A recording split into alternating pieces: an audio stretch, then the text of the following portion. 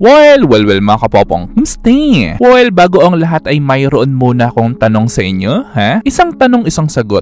Kung kayo ay mananalo sa loto, ay papayag ba kayo na makipag-photo op o makipag-picture taking sa mga opisyales ng PCSO kahit nakamask ka pa? Na alam mong yung picture na yan ipopost pa online? Well, okay lang ba na i-comment mo muna ang iyong sagot sa baba?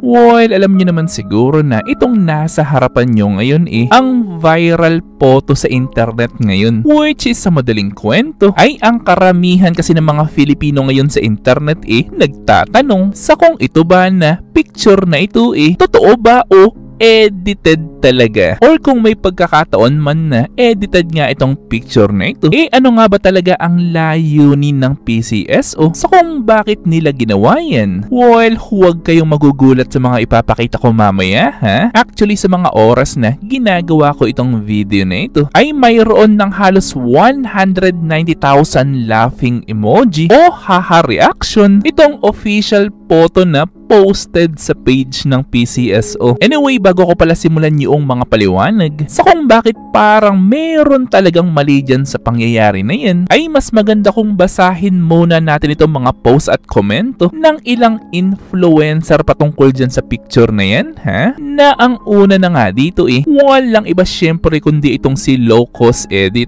which is dito ay sinabi niya na pwede naman daw siyang i-message. At kung bibisitahin naman natin yung page ni Low Cost Edit, ay dito ay gumawa siya ng sariling version nitong viral photo na yan. Nasa loob lamang daw ng 5 minutes na kanyang pag-e-edit, ay let's face the reality na actually mas mukhang buhay pa itong ginawa niya kaysa doon sa photo na nakapost doon sa PCSO. Well, ang next naman ay itong sinabi ni Senyor na kung ito daw ba na person na nanalo battery operated daw ba?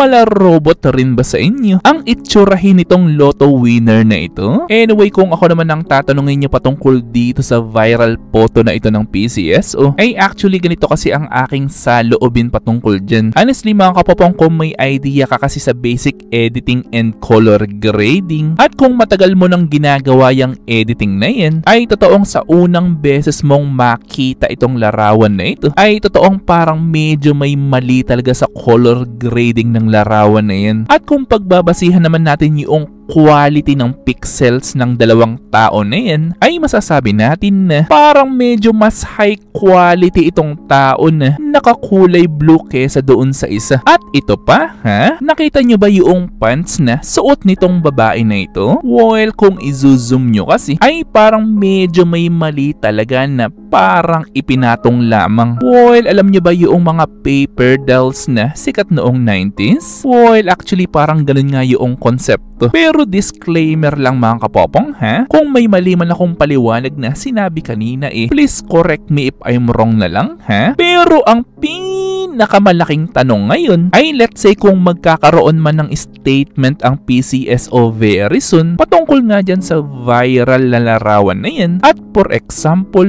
sabihin rin nilang totoong edited yan, ay ano sa palagay nyo mga kapopong ang magiging dahilan nila sa kung bakit nila yan ginawa intentionally kung totoo man? Well, syempre unang-una ay posibleng ang isa sa mga irason nila ay walang iba kundi ang security ng lotto winner, na alam nyo naman siguro na bihira lamang sa mga lotto winners ang nagbo-broadcast online na sila yung nanalo, most especially na nandito ka sa Pilipinas at hindi naman gaya sa Amerika. Anyway, sa mga panahon kasi natin ngayon ay usong-uso na talaga ang pag-develop ng isang larawan gamit ang AI technology, pero hindi pa talaga ito sobrang accurate at hindi pa talaga sila nauutusan perfectly na i-edit ang isang larawan base sa kagustuhan noong nag-uutos sa mga AI platform na yan. At kung i-connect naman natin yan dyan sa issue ng PCSO patungkol dyan sa viral photo na ito, ay mukhang hindi naman AI generated itong larawan itong winner na ito, kundi isang totoong tao talaga.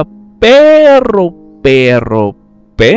yan ba ay original picture talaga na nandyan sa office yung lotto winner na yan? O ginawa talaga ng PCSO yan upang protektahan lamang yung identity noong tunay na winner? Well, may kaunting pahabol lang ako, ha? Well, kung izozoom nyo kasi yung mask na gamit nitong tao na ito at kung pagbabasihan nyo yung shadow nito compared doon sa person na nasa kanan, ay paniguradong kahit ikaw maguguluhan rin kung nasaan ba talaga yung liwanag noong ilaw na nasa office. Well, kung ginawa man talaga ng PCSO yan upang protektahan lamang yung winner, ay totoong wala naman tayo magiging problema dyan dahil protektahan lamang nila yung kaligtasan noong tao. Pero, kung kayo naman ang tatanungin ko, ay sa tingin nyo ba edited o tunay ba talaga yung larawan na yan? Well, syempre gusto kong malaman ng inyong mga opinion patungkol dito. So, i-comment lang yan sa baba. Ito yung aking babasahin ng personal at pupusuan. At syempre kung minalaman o natutunan ka sa video ko, mag-subscribe ka naman. At nandito na yung inyong mga shoutouts. At kayo rin mga kapopong, kung gusto nyo rin magpa-shoutout o mag-request ng video, ay i-comment lang yan sa baba.